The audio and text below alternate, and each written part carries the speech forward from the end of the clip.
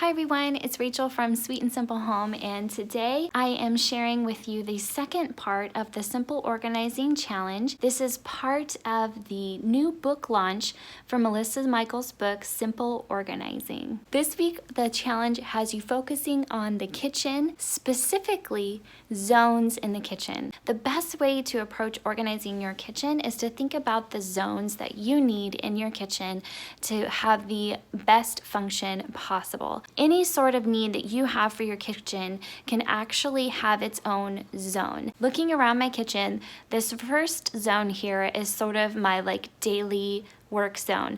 I keep my planner open here. I have running lists open here.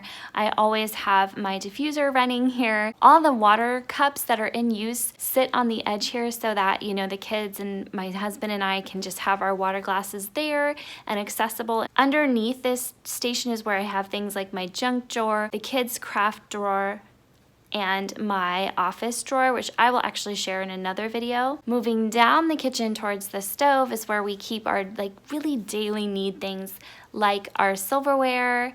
This is my baking supply drawer. This drawer contains all of our plastic bags, plastic wrap, all those sorts of things. And this drawer on the bottom, I don't touch. That's my husband's drawer. Who knows what's in there? And then we have our stove, and yes, we finally got a new oven and stove. It's so wonderful to have a working appliance again. And on this side, I like to keep things that we need handy when cooking. So I have a lot of our cooking utensils stored here in this small drawer. In this large drawer, I have all of our cutting boards, and I have our larger casserole dishes and whatnot, as well as my husband's barbecue tools, because honestly that's the only drawer that's big enough to contain those. Above is where I keep a lot of our cooking and baking supplies, so our spices, just basic sort of pantry staples. And then this white bin holds all those little baking things, I've got brown sugar and sprinkles. Above my dishwasher is where I store my daily dishes. I use mason jars for drinking glasses. I also have some small juice glasses.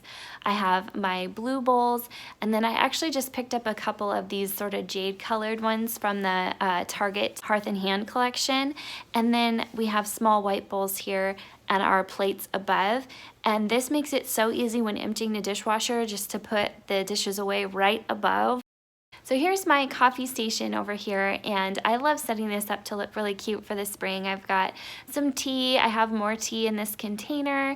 We have our pour over and just some more cute little things that make it really inviting. We have our electric tea kettle here that heats up the water that we can use to pour over for coffee or to make some tea.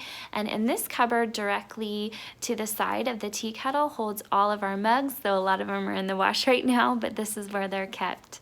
I also have a kid zone in my kitchen.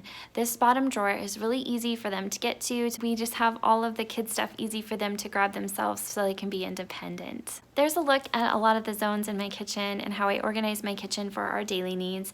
Everyone's kitchen is going to look different, and that's okay. It doesn't have to look like Pinterest to be organized. So keep that in mind as you move forward into working on your own kitchen organization. If you'd like to take part in the Simple Organizing Challenge, there is a website now available where you can sign up and get the weekly challenges sent to you in your email, and that's simpleorganizing.net. I will have it linked down below if you'd like to join the challenge. I'll be back with another challenge to share with you guys next week. Let me know in the comments down below what sort of areas you need help organizing, and I will keep that in mind for future videos. Take care, you guys. Thanks for watching. Bye.